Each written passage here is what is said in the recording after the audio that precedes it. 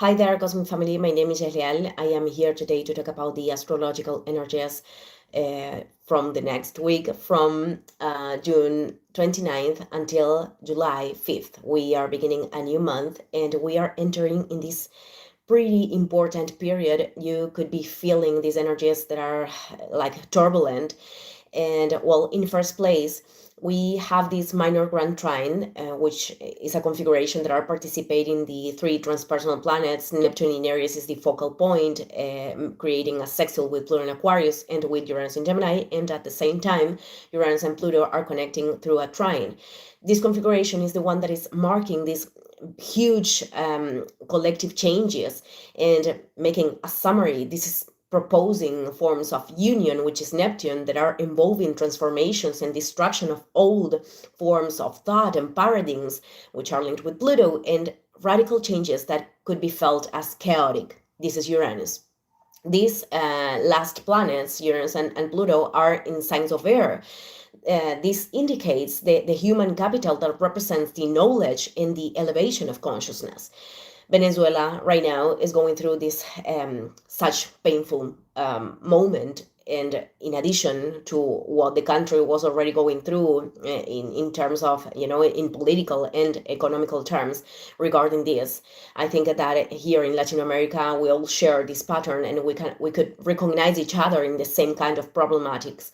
But when we are going through such a dark moment, is so much challenging to find light, and even this is not no consolation nor solution. I think that this is about trusting that behind this destruction there is behind something that it is totally out of human control. There is a purpose of union to move forward in community. These kind of events are putting in evidence that we need each other, and that occupying the place that we need to occupy, that doing whatever thing we can do from our space is pretty important in the times that we are transiting right now.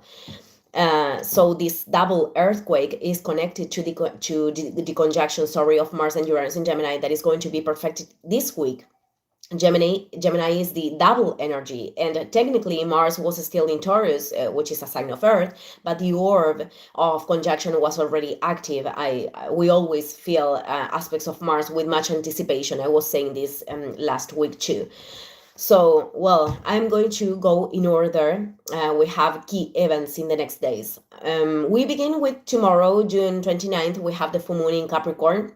I already talked about this in the last video, so I recommend you to watch it, because we are going to feel this during the whole week, because one of the principal aspects, which is the square with Saturn in Aries, the Sun is going to perfect that on July 6th. So the next days, that square is going to be increasing. The energy of that square is going to be increasing. So this is about a construction that involves transcending certain challenges, whether they are inner conflicts, external conflicts, obstacles, blockages, putting a boundary to something that we cannot sustain anymore, or at least in the same way, making decisions that are being born from responsibility and from what our soul is indicating, which is not the same to do something from an image of what seems to be responsible to obtain validation or approval. That same day, June 29th, Mercury begins officially its retrogradation in the degree 26 of Cancer. This goes until July 23rd, which is the day that Mercury awakens in the degree 16.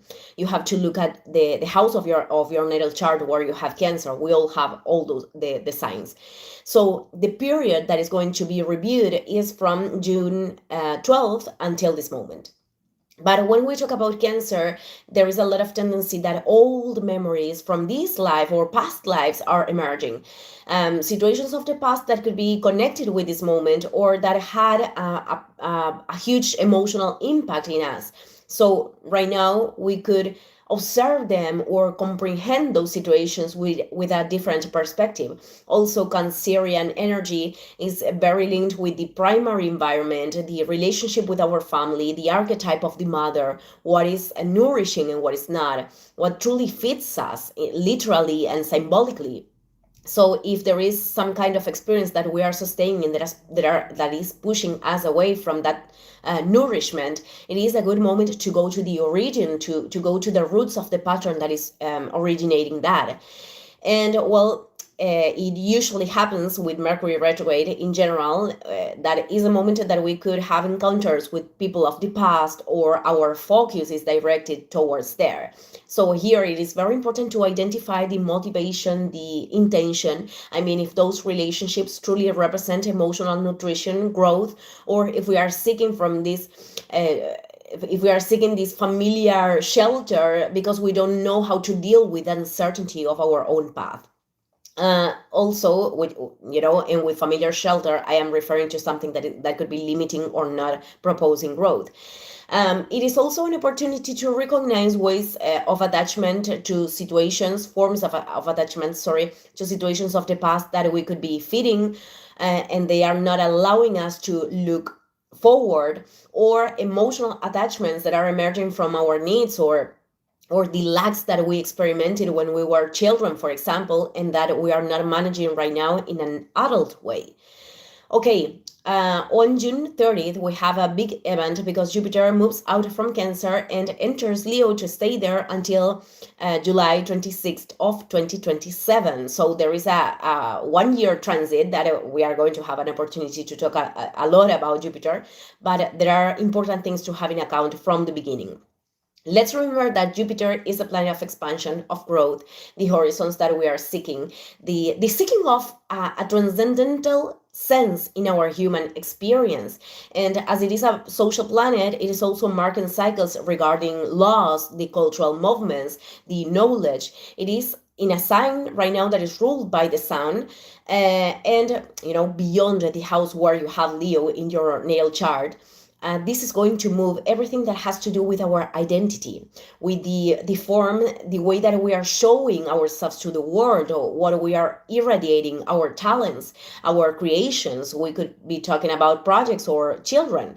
Our way of connecting with our inner child, the playing, expressing it, our passions, being seen by others, showing ourselves in an authentical way with everything that involves callings of the heart, romance. All of this is linked with Leo. Now, what is happening is that at the entrance we have two factors that could produce that the beginning is proposing growth, but this is attached with certain challenges. On one side, Jupiter in Leo enters in an immediate square with Chiron in Taurus. So the wounds in our own value, in our self-esteem, could turn very visible. So we can make an integration. So we can be aware of them. This is the effect of Jupiter, increasing things. So there could be a tendency also to for the body having manifestations of what could be in imbalance. What happens is that these wounds could provoke that we have a lot of fear to show ourselves as we really are. Not being genuine in our relationships for fear of losing those people or to retain those people, when that actually is pushing us away from growing and to being able to connect with people truly. We could have fear of sharing our talents because of how other people could react, towards them, or because we are not considering our talents valuable. But also the contrary, people trying to catch attention in very childish ways, excessively, centered in themselves, in their own perceptions. And this could produce a lot of imbalances to relate to other people and to also see and accept, the ones that are surrounding us as they are. And with accepting, I am not referring to force ourselves to stay in certain relationships. On the contrary, it is about stop forcing or trying to manipulate others so they are behaving as we want from our childish needs. And at the entrance, everything is going to be colored by the opposition with Pluto. The opposition is going to be perfected at the end of July, but collectively we are feeling this from this moment. And this involves having to recognize how we are perhaps entering these games of power, of who is right and who is wrong, and when we are acting in very arrogant ways, or when the arrogance of other people is showing the need of increasing our self-esteem and reinforcing our identity, so we are not allowing other people to manipulate or intimidate us. Knowing how to recognize which battles we truly have to face and which others are a total energetical drain. And we are doing that from that illusion of superiority or lack of humbleness, or to obtain the recognition of someone else. It is also an aspect that could face us with those fears of being authentic and to express ourselves in a genuine way, as I was saying. In the collective level, this could be very, very intense, because Pluto is going to expose what was hidden and what was rotten, and many things could not be pleasant to see, but it is necessary to see so we can actually change the circumstances. I mean, this could uncover networks, for example, trafficking networks, and that are related to children, because this is linked with Leo. Celebrities also related with Leo that are, involved in abuses of power. People that are in the power that are showing certain images, and masks are falling. Leaders that are operating in ways that are totally authoritarian and arrogant, and many times that are also applauded by the same society.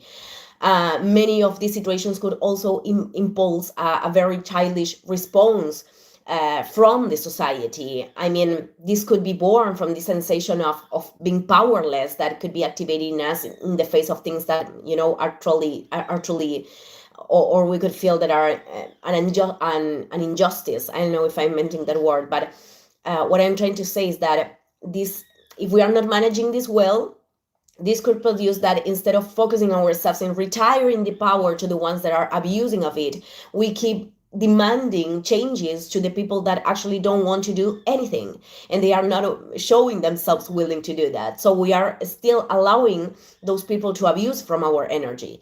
In another level, from another perspective, groups of people could be dramatically offended for because of things that are not truly important. The not that positive effect of Jupiter could be creating a huge drama of something that doesn't deserve it.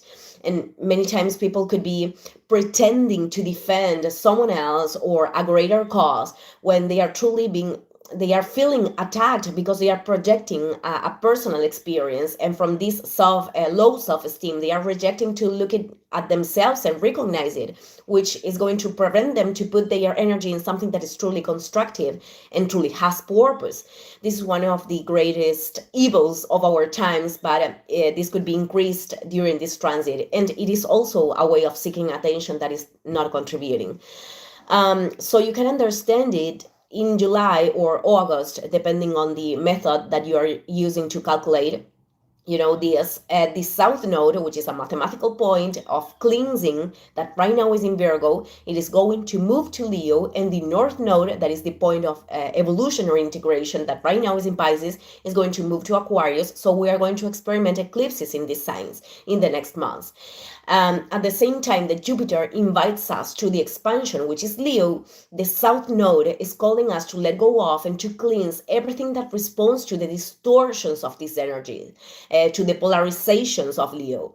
So identifying egoistical behaviors are going that are preventing us, to make the greatest good for the group or the community is very important. And as much as over focusing in our own needs, desires, or wanting to be the center of attention without having in account other people and their needs, as not wanting to share what we have to share, avoiding showing ourselves to not receive judgment, both of them are selfish behaviors. But also Jupiter is going to connect in harmonical aspects with Neptune in Aries and Uranus in Gemini.